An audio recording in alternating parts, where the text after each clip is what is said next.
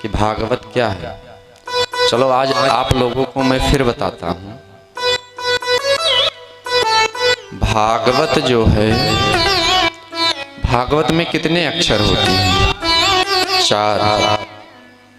भा है, गा है, वा है और ता है। 4 अक्षर होते हैं भागवत में। दूसरा सिद्धांत, वेद कितने?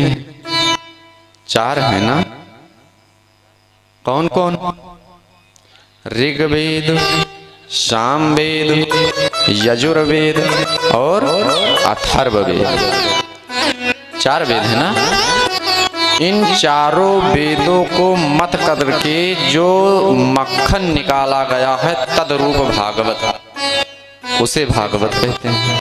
चारों वेदों को मत करके जो सार निकाला गया है उसी है ये, वही है ये भागवत। साधारण नहीं है ये भागवत। किसके लिए भागवत? कौन कौन सुन सकता है भागवत को?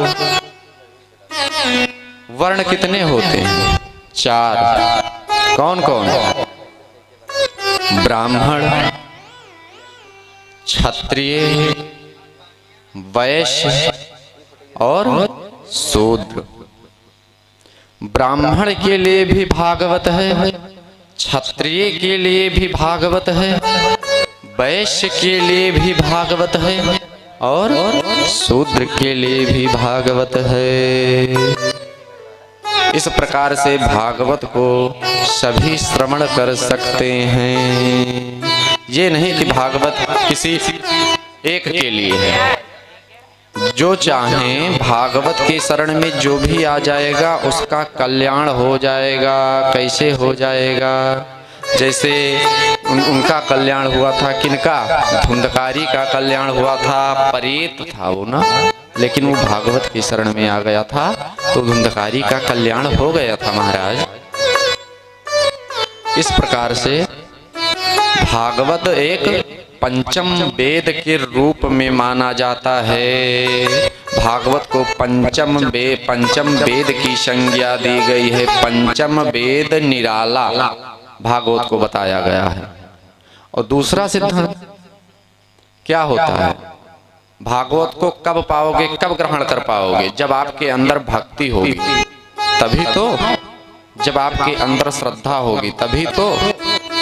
और बताया गया है भागवत में, भा से भक्ति होती है, ज्ञा से ज्ञान होते हैं, वा से वैराग्य होते हैं, और ता से तभी प्राप्त होगी जब आप भागवत के शरण में आओगे। उससे पहले भागवत के शरण में यदि नहीं आओगे तो आपका कल्याण असंभव है। तदरूप भागवत मानी जाती है। इस प्रकार से भागवत को श्रवण करना चाहिए, सुनना चाहिए। कहीं भी यदि भागवत हो आपको जाना चाहिए, जा करके कुछ ही दूर पर बैठ करके कथा को श्रवण करना चाहिए। यदि भागवत के श्लोक आपके कानों में पड़ जाएंगे तो आपका मोक्ष हो जाएगा। इसलिए यदि कहीं श्रीमद् भागवत या रामचरित मानस या शिव पुराण या महादेवी भागवत कोई भी कथा हो आपको श्रवण करना चाहिए। इससे क्या होगा? आपके सारे पाप कट जाएंगे। श्रीमद् भागवत के श्लोकों का यदि एक भी अक्षर आपके कानों में पड़ जाएगा तो आपके सारे पाप दूर हो जाएंगे। ये है भागवत। भागवत अपने आप में गर्जना करती है। जो भागवत के शरण में आ जाएगा उसका कल्याण अवश्य हो जाएगा। यही बताया था महाराज ने आपको अभी प्रथम दिन की कथा में। प्रथम दिन